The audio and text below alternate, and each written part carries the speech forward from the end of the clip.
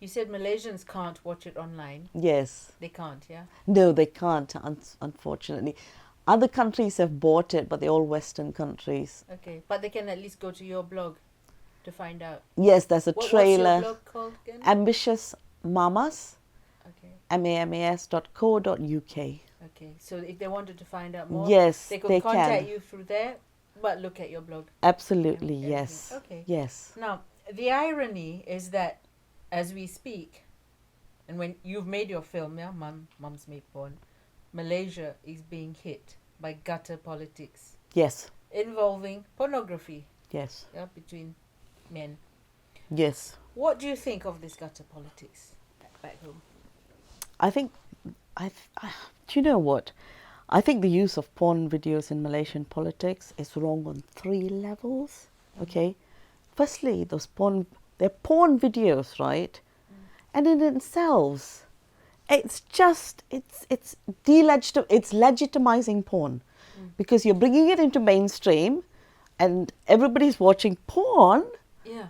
But they're not thinking porn, they're thinking, oh, look at this, what this minister is doing. So it's desensitizing porn. It's revenge porn.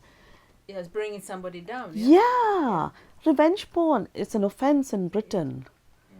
Okay, I don't know if it is, but in the last 2 or 3 years, it has become a crime to do revenge porn.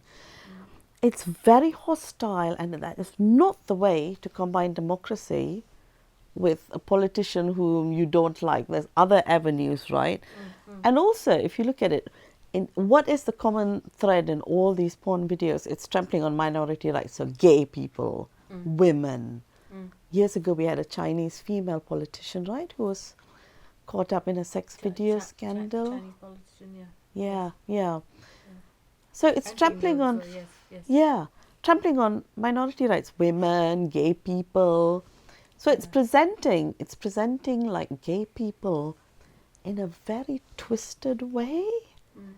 It's as if all the elements brought together to sort of take down on a number of Somebody you don't levels. want, Yeah. And also, we are being distracted.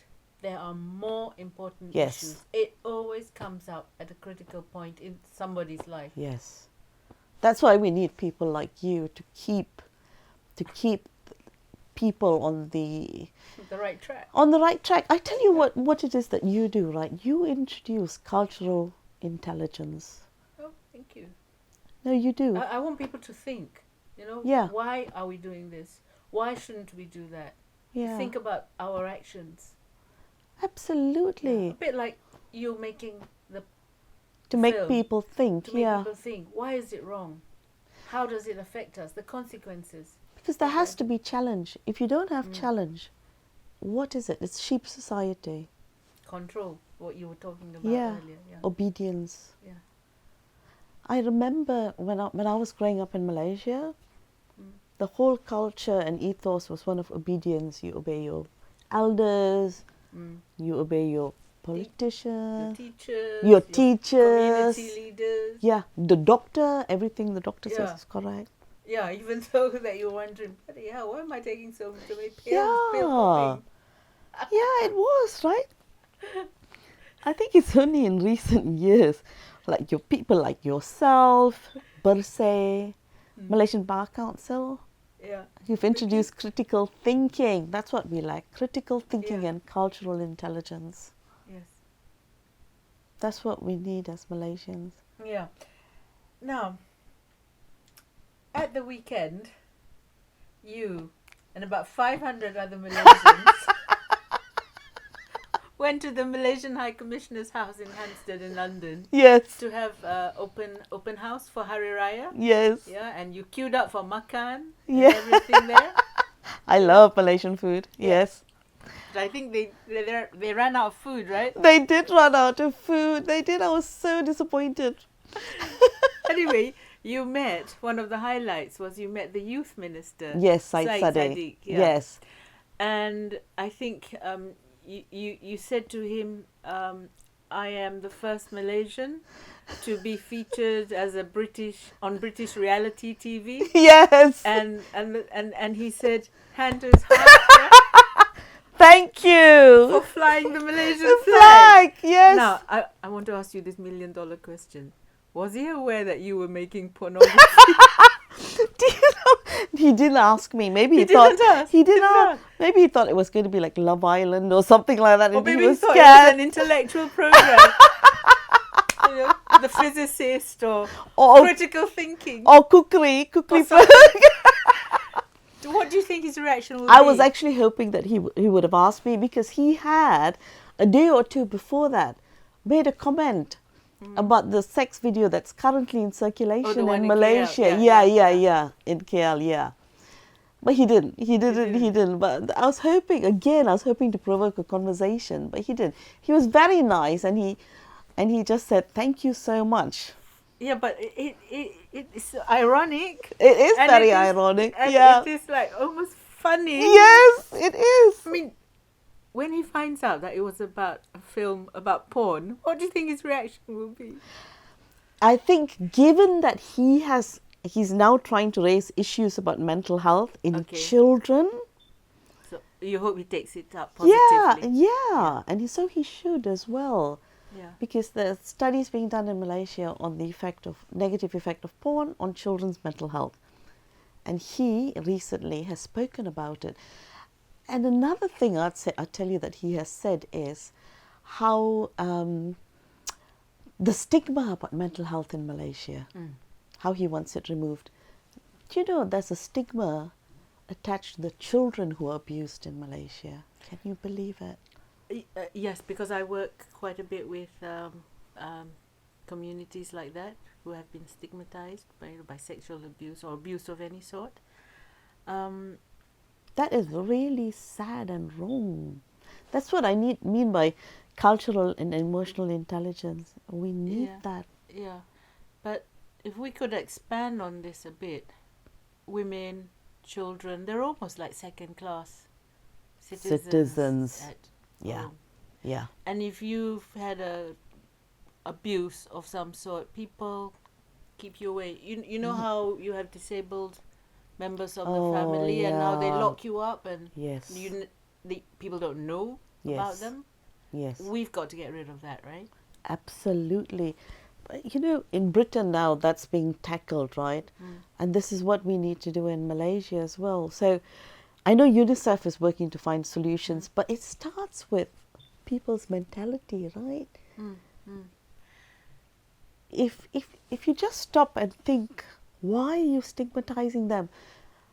But another problem is the concept of citizenship, right? Yeah. In Malaysia. In my opinion, we have like 3 tiers of citizenship. I'm not talking about actual passport.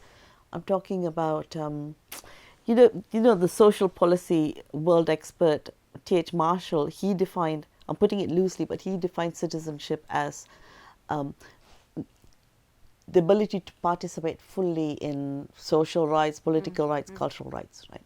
So if you take that meaning and you look at what's happening in Malaysia, in my opinion, would say there's 3 tiers. So there's the dominant, that's the second one, which is the Malays, which is the Indians, the Chinese. And then there's the third tier, which is the Orang Asli, people who are not viewed as being worthy. Yeah.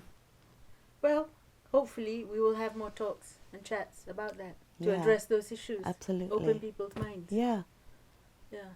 Otherwise you're just on a course of destruction. You cannot be Malaysian Boleh, you cannot be Malaysia Baru. You can't. Yeah, and there's no point being a first world democracy when we are stuck in thinking of the Middle Ages. Yes. Child marriages, for instance. Yes. And then religion. Yes. Not Absolutely. Yeah. Absolutely. And in the UK, the Christian religion is quite guilty of doing similar as well, you know, to kind of like suppressing women's sexual identities. And, you know, when I say sexual identity, I don't mean like the actual porn or sex. I mean even dressing up, right? Women should be allowed to dress, you know, the way they want to. Don't stigmatize a woman if she has a short skirt, if she's wearing shorts. Do you know? Value, that's sexual identity. It's a holistic. So anyway, Thank you very much No, for all thank your views. you. I hope you enjoyed your I experience. absolutely loved it. And Yeah? you are a star, Mariam. You are. And it's such a pleasure and privilege Okay. to have an interview But for tell you. me, one last question about mums make porn. Yes. What did you think of your experience? Do you regret not going the whole, the full course? Do you know, okay, so when I left, Yes. it was 5 months till it was screened on British TV. Okay. Every day I woke up thinking, I am going to be a national laughing stock when they screen this. People are going to laugh at me every you pulled day out. because I pulled out and because I was the one who was very hesitant throughout. And then when it was, but I never once regretted pulling out. And that's how I knew that I wanted to make a difference, and I knew that I had done that and I could sit with my conscience easily. And then when it was screened, oh my gosh, it was like boom, suddenly so big it became. I was being stopped everywhere, and and being recognized is fun, but the real thing is to just make people stop and think, and that is my message. And also, you stood up for your principles, Yes. your moral values, and Yes. your cultural and religious background. Yes, that's because right. That was uppermost. Yes, it was. Yeah. And I felt that I didn't need to make it, to make a film to make a difference. By leaving halfway, I could, and I did make a difference. And I think that's also important to recognize as women, you know. Yeah, you made a stand. Yeah. An important one. Feel empowered as a woman. Yeah. Know when your time has come to just make a stand. And I can't believe at the age of 56, I was finally given the chance to do something really big. And I'm really grateful. And I was proud to say in episode 1, I am a Malaysian. Good for you. Yeah. So anyway, I'll show my face now.